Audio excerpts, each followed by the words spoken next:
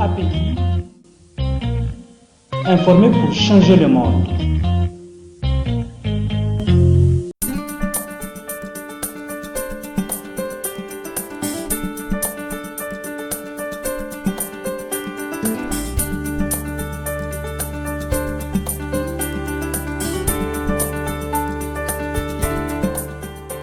La justice pour enfants ne se limite pas à la maison d'arrêt.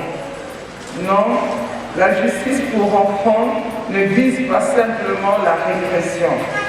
Non, la justice pour enfants n'est pas un maillon isolé de la protection. Chaque vie d'enfant est précieuse, quelle que soit la voie qu'il emprunte.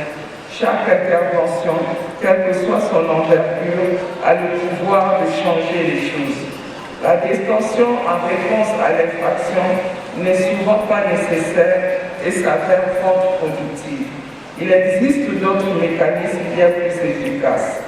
Mettons l'accent sur le développement et l'utilisation de mesures alternatives à la détention et aux poursuites judiciaires. La protection de tous les enfants, de tous les adolescents doit être une priorité.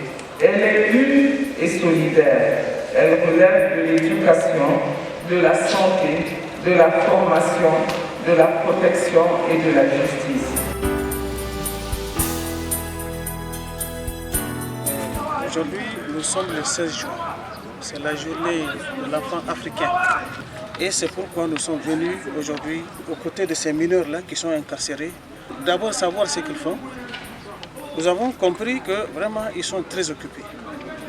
C'est vrai, ils sont incarcérés, mais ils s'adonnent à beaucoup d'activités et des activités porteuses, des activités génératrices de revenus.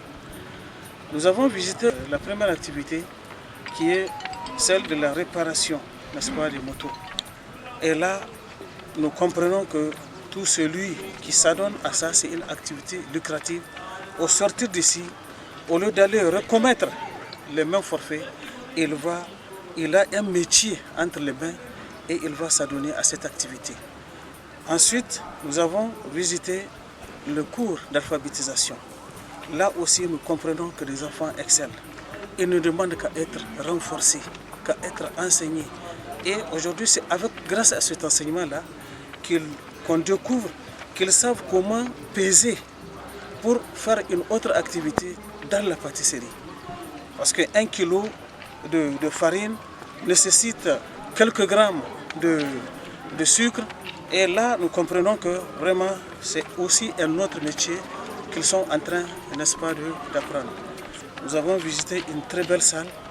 Au nom du gouvernement, nous remercions le partenaire qui a fait cette salle d'hospitalisation.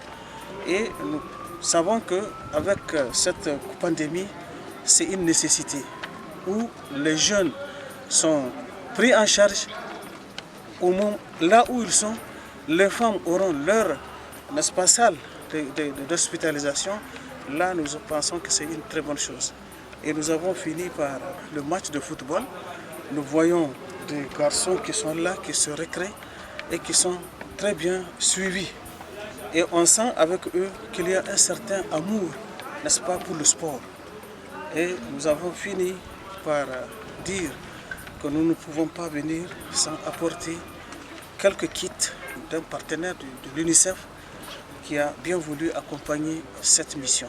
Et nous félicitons vraiment tous les responsables qui sont là et qui suivent activement ce cadre de la jeunesse où nous voyons que le droit des enfants, en tout cas, est bien accompagné.